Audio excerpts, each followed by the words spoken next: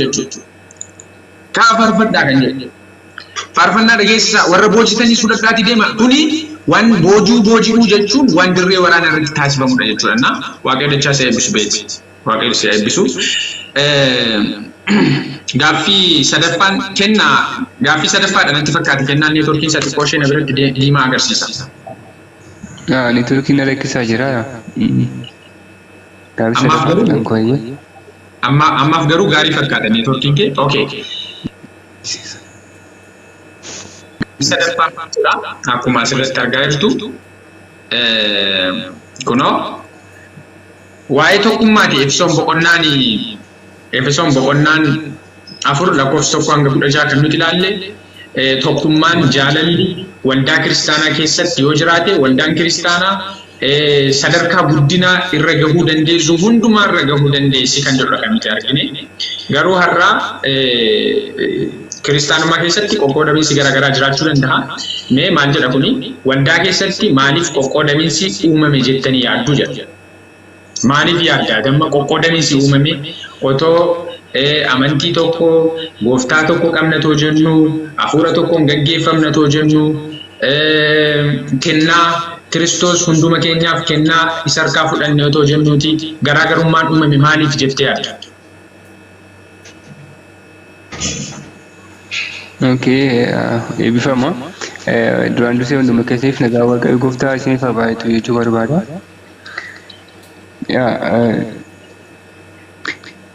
Egaa jechuun akkuma walii galatti macaafa qulqulluu yeroo ilaallu waldaanii tokko ta'anii ayyaana waaqayyootiin kennaa hafuura qulqulluu ijaaramtee tokko yaada tokkoon hafuura tokkoon gaggeeffamaa waaqa gooftaa tokkoon gaggeeffamaa akka jiraatuu fi dhaloota hundumaa karaa waaqayyoo gooftaatti akka deebisaniif dhaloota hundumaa akka booji'anii fi waaqayyo kan waldaa yookaan immoo iddoo duukaa butoonni gooftaa Yesuus Kiristoositti wal ga'anii hafuura tokkoon yaada tokkoon barsiisa wangeelaa tokkoon gaggeeffamanii akka jiraataniif barsiisni yookaan immoo qajeelfamni macaafa qulqulluu keessaa amantootaaf yookaan waldaa kiristaanaaf kaa'amee kan jiru. Fakkeenyaaf gooftaan keenya Yesuus Kiristoos wangeela Yohaannis boqonnaa 17 lakkoofsa 11 akkasuma lakkoofsa 21 kaasnee hamma lakkoofsa 23 gaafa ilaallu bartoonni yookaan duukaa butoonni Yesuus Kiristoos tokko ta'anii lafa kanarratti akka jiraatanii fi yookaan ammoo tokko akka ta'aniif hin kadhata yeroo kadhatu argina. Itti dabalee lakkoofsa 21 akkasuma 23 gaafa dubbisnu akkuma nuyi tokko ta'anii isaanillee tokko akka ta'an lafa kanarratti akka jabeessitee isaan eegduuf nan kadhadha. Lakkoofsa 23 amma 23 illee gaafa dubbisnu walumaa galatti bu'uuraan waldaa kiristaanaa irratti ijaaramuu qabdu barsiisa qajeelfama haala ittiin gaggeeffama shaakallii yookaan immoo sochii yaada tokkoon barsiisa tokkoon gaggeeffamu doktiriinii tokkoon gaggeeffamu irratti hundooftee akka dhaabattuudhaa fi garaagarummaan kan uumamu bu'uura yookaan immoo sochii qajeelfama barsiisa yookaan immoo doktiriinii isa jennu kanaan gargar bahuu yookaan immoo isa kanarratti waliigaltee dhabuudhaan keessumaafuu waldaan bara kana yookaan immoo waldaan yeroo ammaa kana ijaaramaa jiranii waldaa ammayyaa'aa bifa haaraa yookaan immoo sochii haaromsaatiin ijaaramaa akka jiran kan arginu waan ta'eef sochii kana haaromsaa kana keessatti amantiidhaa fi adda baafannaa doktiriinii irratti kan xiyyeeffatu waan ta'eef isa kanaan gargar ba'uu yookaan immoo garaagarummaan yookaan immoo kan wal qoqqoodansi uumamu jedheen yaada akka kootti kanaaf qajeelfama kanaan yookaan immoo safartuun waldaa tokko yookaan immoo waldaan tokko waldaa keessatti tokkummaan jira jechuudhaaf safartuun ittiin madaalamu qajeelfama barsiisa wangeela keessa jiru fakkeenyaaf ergaa Xiimotewos lammaffaa boqonnaa 3 lakkoofsa 16 hamma 17 kan jiru gargar ba'iinsaaf tokkummaa irratti garaagarummaa jiru gadi jabeessee barsiisa nutti agarsiisa yookaan immoo nu hubachiisa jedhee namana. Kanaaf hordoftoonni yookaan duukaa buutonni gooftaa keenya Yesuus Kiristoos kan taane hundumtu keenya iyyuu waldaa kiristaanaa keessa kan jiru qajeelfama kanaan waldaan tokko akka macaafa qulqulluu yookaan immoo akka caafanni qulqullaa'aa jedhutti ulaagaa yookaan immoo safartuu macaafa qulqulluu guutanii argamanii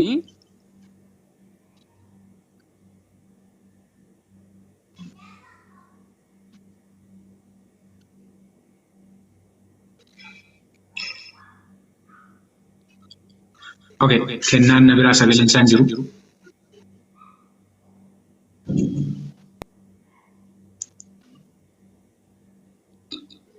Okay, kennaan na biraa sagaleen isaan jiru. Sagaleen isaa sin bira jira moo na biraati? Okay, network isaa kan jiru. Yep.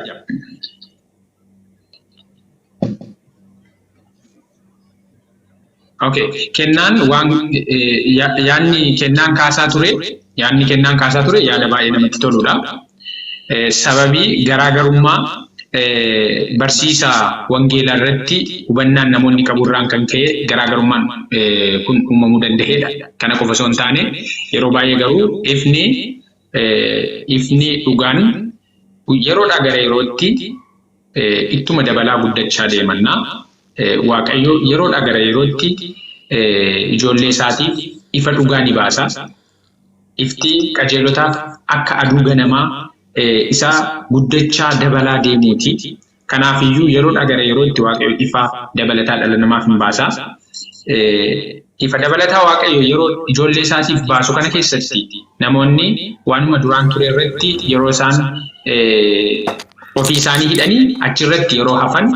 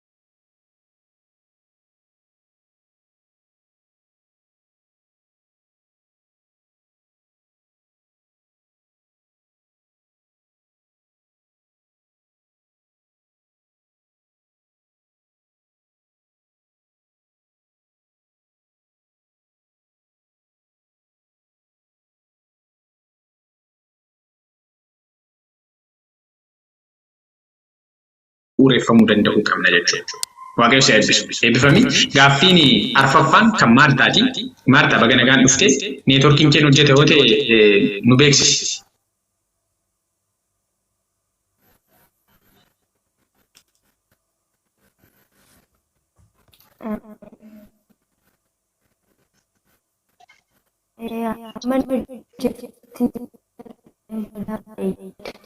Maartaan neetworkiin ishee xiqqoo ishee na biratti hamaadha.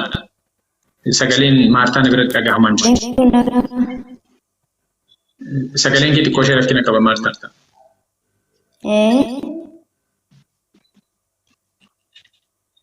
Okay. Tarii sagaleen Maartaa na biratti xiqqoo rakkina qaba.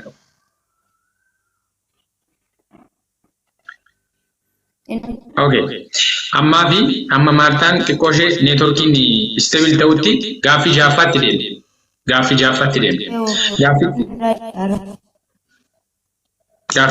deemna.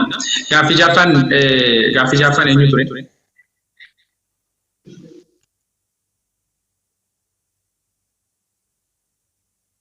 Ja'affaan eenyu ture? Obsee. Okay. Gaaffii ja'affaa. Okay. Seen. Maartaa miyuutii godhu. Neetworkiin kee xiqqoo ishee istabilaadha. Okay. Obsee. No, obsee. Oye. Ayyaanni waaqayyo baay'ee. Baga nagaan dhufte. Egaa waaqayyo si kun jiru.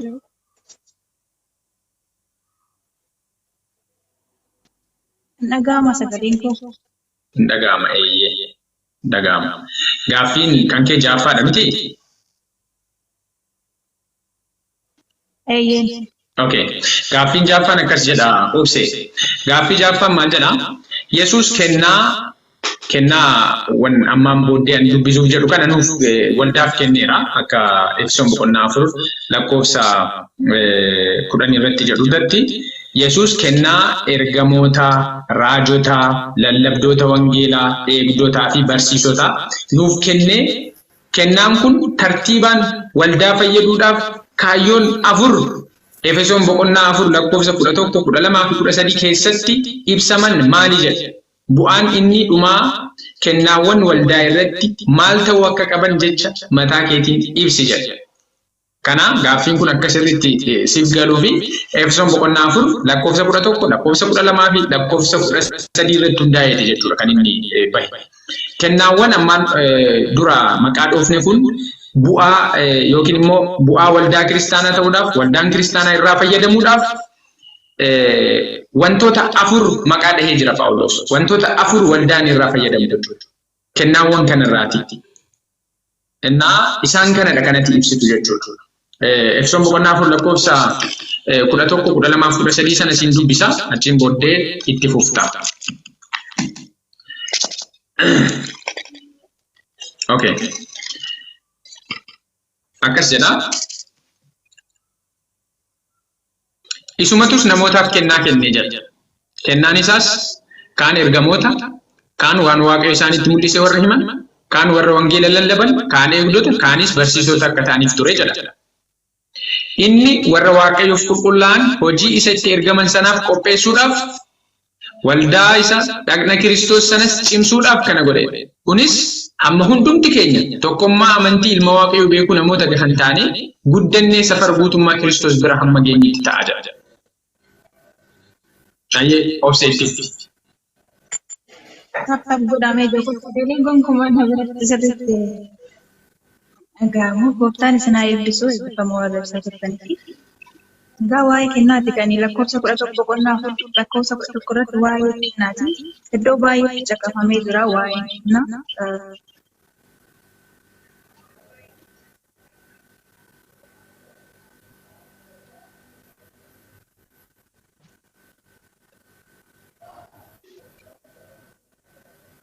Iddoo baay'eetti caqafamee jira waaqayyo gooftaan isin haa eebbisu.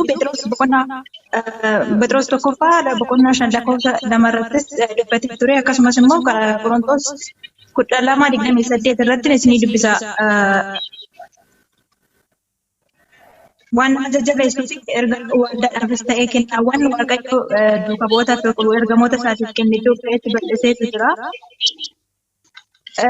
Phexros Qorontos tokkoffaa lakkoofsa 12 boqonnaa 12 lakkoofsa 28 isinii dubbisa. Egaa yaa obboloota koo yeroo walitti qabamtanitti isin keessaa tokko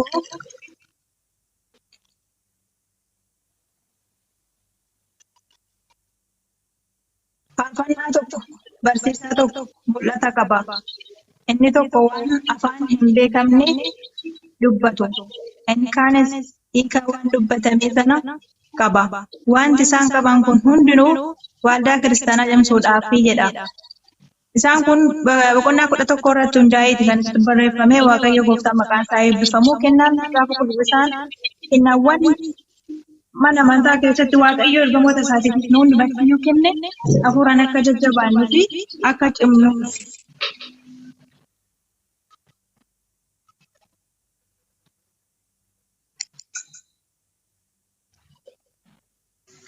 Daansa immoo 12 irratti Visioonii boqonnaa 2 lakkoofsa 22 irrattis waan achi keessaa dhufu isin dubbisa.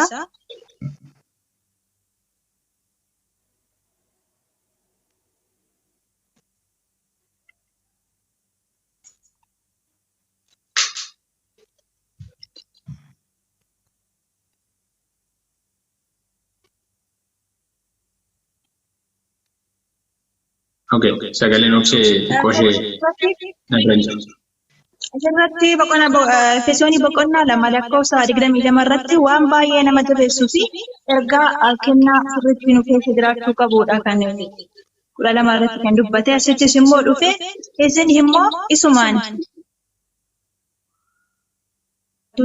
taatanii itti ijaaramuu keessanii jedha.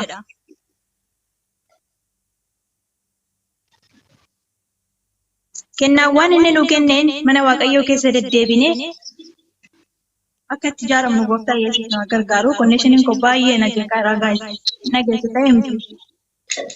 Okay. Waaqayyo jecha isa eebbisoofse. Nana manaa sababii konneeshiniin si jeeqeef malee wantoota baay'ee ibsuuf akkati fedhii qabdu turte.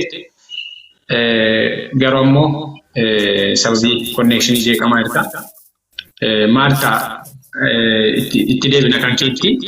Amma gaaffiin kun maalidha kan nuun jedhu walumaa galatti akkuma amma iskiriinii irratti argaa jirtan kanatti Efesoon boqonnaa 4 lakkoofsa 12, 13, 11, 12 fi 13 yeroo dubbistan kennaalee hafuuraatu nuuf kenname. Yesuus gara bantii waaqaatti yeroo ol bahee boojuu boojee dhaqee achiin booddee immoo kennaa immoo nuuf kenne jedha. Kennaan isaa immoo kaaniin ergamoota godhee, kaaniin barsiisota godhee, kaan immoo raajota isaan taasise, kaan immoo eegdota isaan taasise, hojjettoota isaan taasise kennaawwan hafuuraa warra jennutu kenname jechuudha. Isaan kun bu'aa qabu. Waldaan isaan kanarraatii waan fayyadamtu qabdi. Waldaa Waaqayyoo tokko gochuuf, waldaa Waaqayyoo guddisuuf akkaataa afuriin faayidaa kennaalee kanaa ibsee jechuudha Phaawulos. Inni jalqabaa akkuma amma argaa jirtan saba Waaqayyoo hojii tajaajilaaf qopheessuudhaaf kennaan Kiristoos waldaa isaaf kenne saba isaa hojii tajaajilaaf qopheessuudhaaf. Lakkoofsi 12 maal jedha danda'u? Lakkoofsa 12 irratti akka jirutti jechuudha.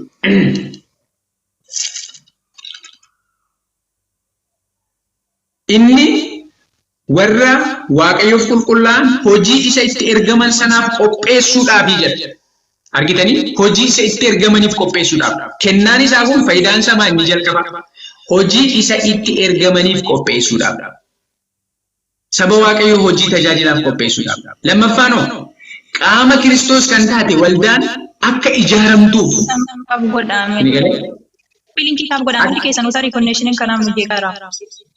Akka ijaaramtuuf. Konneekshiniin kan keetu jeeqaa jira malee kan koo sirrii natti fakkaata. Sibiratti diimaadha. Lammaffaan waldaan akka ijaaramtuuf. Indoom lakkoofsuma 12 irra jira kunis. Lakkoofsa 12 irra maal jedha? Waldaa isaa dhagna Kiristoos sanas cimsuudhaaf kana godhe. Kennaa yeroo kennu waldaa isaa cimsuudhaaf kana godhe. Waldaa isaa dhagna Kiristoos. Kanaaf iyyuu tokko warri saba Waaqayyoo ta'an maal akka ta'aniif tajaajilaaf akka qophaa'aniif. Lammaffaan waldaan kiristaanaa akka ijaaramtuuf akka cimtuuf.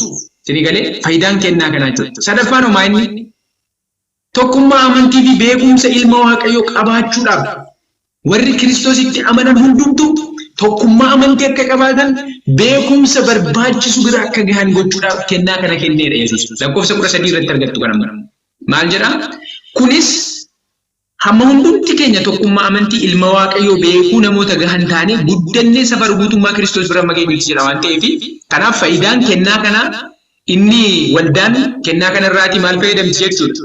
Waldaa jechuun dhagna Kiristoos anaafis ni waan ta'eef maalirraa fayyadamna kennaa kanarraa jechuudha. Tokkummaa amantii akka nuti qabaannuuf akkasuma immoo beekumsa ilma Waaqayyootti akka nuti guddannuuf jechuudha. Qabxiin inni arfaffaan bu'aan iddoo kana keessa argamu kennaa kanarraatti argama kan jedheefi guddina hanga Kiristoositti guddachuu. Kan ammoo waa'ee guddina kanaa kaasnee turre ayyaanaan guddachuutu jira. Beekumsaan guddachuutu jira. Isin galee beekumsaan guddachuutu jira. Hubannaa dhugaa sirriitti qabaachuutu jira jechuudha. Ayyaanaan illee kennaa hafuuraatiinis guddachuutu jira jechuudha. Hamma qixxee Kiristoos bira geenyutti akkasuma immoo amalaan guddachuutu jira. Amalaan qulqullummaa shaakaluutti guddachuu jechuudha. Isaan kana faayidaan nuti irraa argannu Waaqayyo sinaa eebbisu. Gaaffii 7ffaa bira gaheera. Gaaffii 7ffaan I think gaaffii 7ffaan lattuudha natti fakkaate.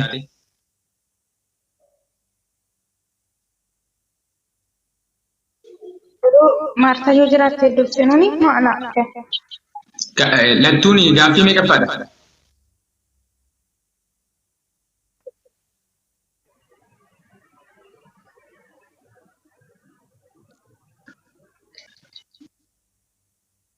Lattuun gaaffii meeqa faadha? Okay, torbaffaadha. Okay, Maartaa jirtaa? Neetworkiin kee sirriidha amma?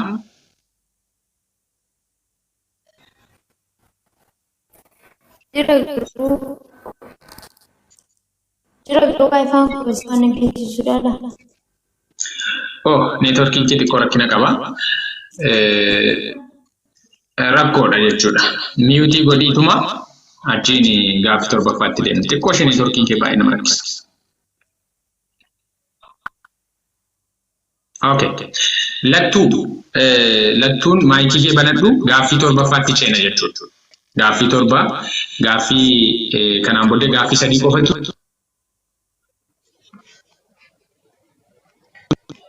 Gaaffii torbaffaan akkas jedha kun. Gaaffii torbaffaan akkas jedha kun. Okay, gaaffii torbaffaan maal jedha? Bu'aa yookiin faayidaa bilchina hafuuraa lamaan Efesoon boqonnaa 4 lakkoofsa 14-15 irratti kennaman ibsi jedha. Bu'aan bilchina hafuuraa maali? Yookiin faayidaan bilchina hafuuraa maali? Efesoon boqonnaa 4 lakkoofsa 14-15 irratti kan ibsame jechuudha. Hayya tole eebbifama hundumti keessan haadha isin eebbisu lakkoofsa qonnaa 14 irraa dubbisee dhufa akkas ja'a maqaa Yesuus.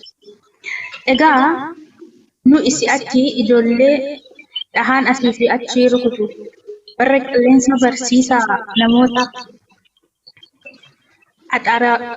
axaarototaatiin haxxummaa isaatiin isa gowwoomsaadhaan raawwatamanis fudhataman hin taanuu jedha. Asirratti namni tokko hafuuratti yookaan immoo faayidaan bilchina hafuuraatti nam tokko hafuura isaatti bilchaate yoo ta'e barnoota sobaa yookaan immoo dhugaa wangeelaa irraa kan fagaateetiin asirratti dhaamu jechuudha yookaan immoo amantii isaatti jabaatee kan dhaabbatudha jechuudha. Deebisee lakkoofsa 15 irraa akkas jedha. Kanaani mana jaalalaa dubbii dhugaa dubbachaa kottaa karaa hundumaa gara isa mataa nuuf ta'ee gara Kiristoositti ni guddannaa jedha. Asitti immoo nam tokko gara hafuuraatti guddate yoo ta'e dubbii dhugaa wangeelaa dubbata malee wanta dhagaye hundumaa dhugaadha jedhee fudhatu jechuudha. Wanta dhagaye sanayyuu dubbii dhugaa wangeelaatiin dubbachuudhaan dhugaa bahuudhaan ofiisaatii fi akkasumas immoo isa dhagaye sanayyuu isa yoo dhara ta'ee dhara ta'uu isaa dhugaa dubbachuudhaan dhugaa ba'a malee soba dhagaye sanaan akka irraa ni gargaara jechuudha. Naafi walumaa galatti isaan suni lamaan yookaan immoo faayidaan lamaan asitti kan arginu jechuudha. Tasgabbiidhaan dhugaa wangeelaa macaafa qulqulluu keessatti akka hidhamnuu fi akkasumas immoo gowwoomsaa seexanaatiin akka nuti hin dhaamne gadi asiifachi akka nuti hin dhaamne kan nu gargaaruu fi akkasumas immoo dhugaa wangeelaa beekuudhaan dubbachuudhaan Kiristoos fakkaachuutti akka guddannu kan nuti hubannudha jechuudha. Eebbifama. Wow, waaqayyo dachaa eebbisu.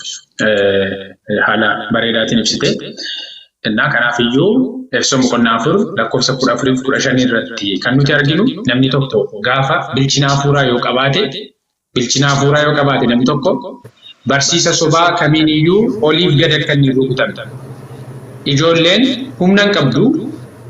Innaa qilleensi asiif achi raasuu danda'a. Ijoolleen daa'imni ofiiyyuu dhaabachuu hin dandeenye qilleensa keessatti damdamachuu hin dandeessu. Akkasuma kanaaf nuyi kottaa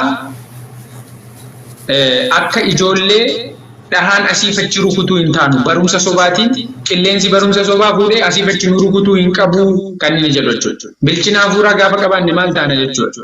Bilchina hafuuraa gaafa qabaanne jabaannee dhaabbanne tasgabbii qabna. Maali kan bilchina hafuuraa namaa kennu immoo dubbii waaqayyooti jechuudha. Tini galee gaafa bilchina hafuuraa qabaanne maal goona dubbii dhugaa hubannee achiin booddee hin dubbanna jechuudha. Hin dubbanna jaalalaan dubbanna. karaa kana waldaa waaqayyoo ni guddatti jechuudha. Waldaa waaqayyoo ni guddatti. Akkasii waaqayyo dachaa si eebbisu. Gaaffiin itti aanu gaaffii 8ffaan. Gaaffii 8ffaan. Eewu ture 8ffaani? Okay. 8ffaan eenyu ture? Okay, thank you God for everything. Hanna. Gaaffiin 8ffaan maal jedha? Maayikii kee banadhu. Gaaffiin 8ffaan kunooti. Maal jedha? Qolaasaayis boqonnaa 3 lakkoofsa 10 irratti 11 irrattidha kan inni hundaa'u. Qolaasaayis qorachaa hin jirru garuu ammoo Efesoo wajjin ergaa wal fakkaatudha kan nuti